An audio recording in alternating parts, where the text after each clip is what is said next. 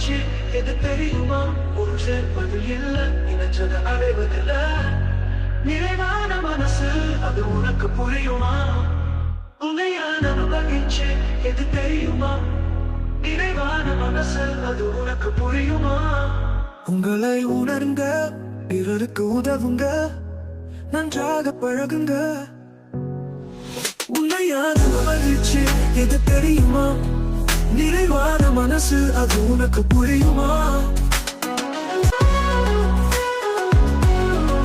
வாழ்க்கை ஏற்றத்திலும் இரக்கத்திலும் மன அமைதி காப்பதுதான் உண்மையான மகிழ்ச்சி என உனக்கு புரியுமா?